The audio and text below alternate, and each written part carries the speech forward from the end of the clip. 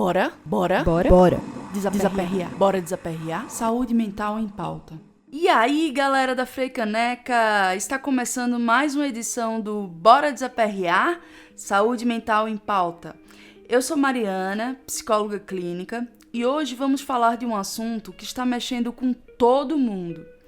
Você já desabafou com o ChatGPT? Já pediu conselhos para uma inteligência artificial sobre seus problemas emocionais? Não finge que não, hein? Eu sei que muita gente aí já abriu o celular às 2 da manhã, quando não conseguia dormir, e começou a digitar: estou me sentindo muito ansioso, o que eu faço?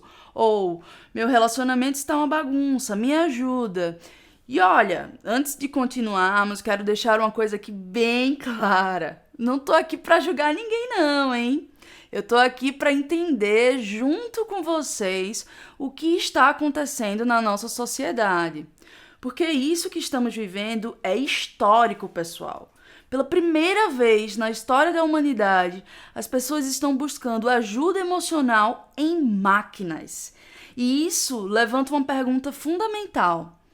Será que uma inteligência artificial pode realmente nos ajudar com nossa dor mais profunda?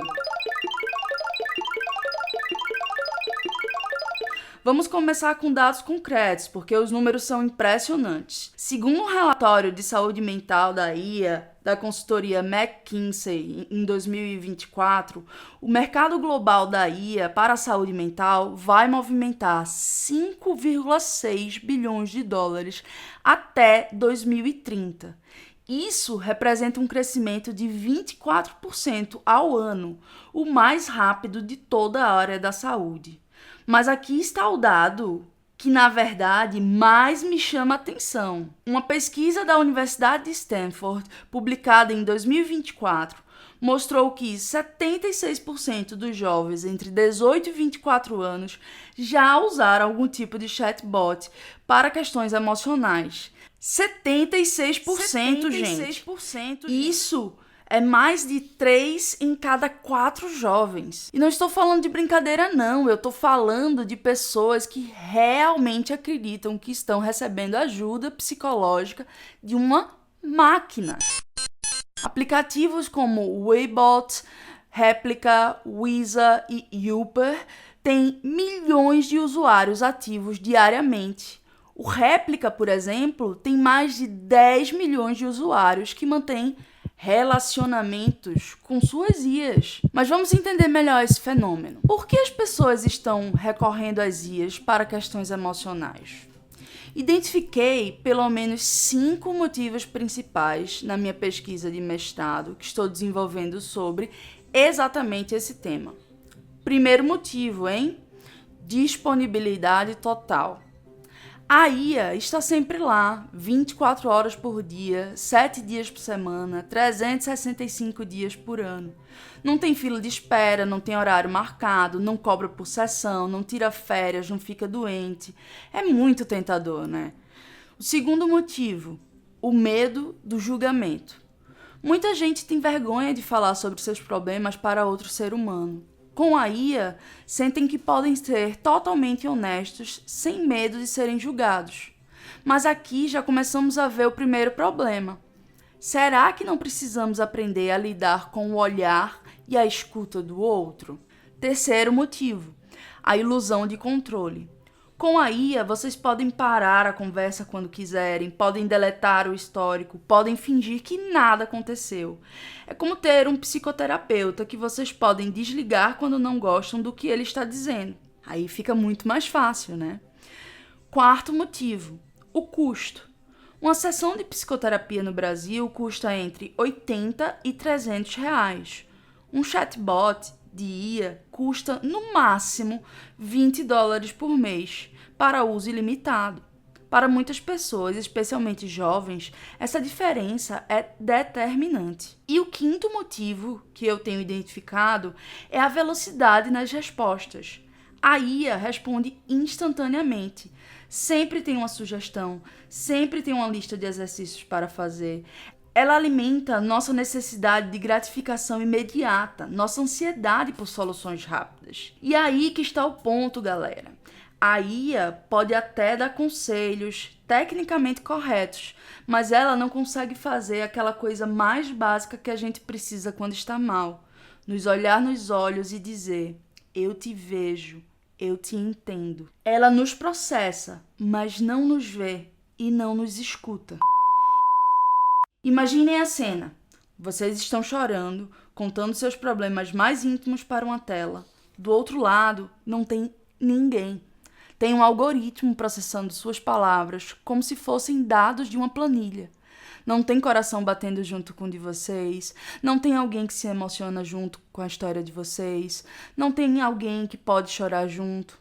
Vocês já pararam para pensar no que significa ser verdadeiramente escutado? Não é só alguém processar suas palavras e dar uma resposta tecnicamente adequada. É alguém que se permite ser tocado pela sua experiência, que respira junto com você, que às vezes fica em silêncio, porque entende que naquele momento o silêncio é mais poderoso que qualquer palavra. E tem mais, a IA não tem corpo. Pode parecer óbvio, mas pensem comigo. Quando vocês estão conversando com alguém sobre algo importante, não é só a voz que importa, é o olhar, é a postura, é a forma como uma pessoa se inclina para a frente quando vocês estão falando algo difícil, é a mão que se estende quando vocês estão chorando, é a presença física que diz, eu estou aqui com você. Eu cá com meus botões de carne e osso. Eu falo e osso. Eu penso, posso. Eu posso decidir se vivo ou morro. Por quê? Porque sou vivo, vivo pra cachorro. E sei que cérebro é eletrônico, nenhum me dá socorro no meu caminho inevitável para a morte. Porque sou vivo, sou muito vivo. E sei que a morte é nosso impulso primitivo. E sei que cérebro é eletrônico, nenhum me dá socorro com seus botões de ferro e seus olhos de vidro. Bora. Desaperrear. Bora desaperrear? Saúde mental em pauta. Voltamos ao Bora Desaperrear Saúde Mental em Pauta e vamos aprofundar nossa conversa sobre o dilema digital. Agora, quero falar sobre algo fascinante. Como o cinema já vem alertando há décadas sobre os perigos de substituir relacionamentos humanos por interações com máquinas. Vocês já assistiram Her, de 2013? Aquele filme do Spike Jonze, onde o Joaquin Phoenix se apaixona por uma inteligência artificial. Na época, muita gente achou que era ficção científica distante. Hoje, 11 anos depois, temos milhões de pessoas mantendo relacionamentos emocionais com IAs. O protagonista do filme, o Theodore, trabalha escrevendo cartas pessoais para outras pessoas. Ele terceirizou até a intimidade. É uma metáfora perfeita da nossa época.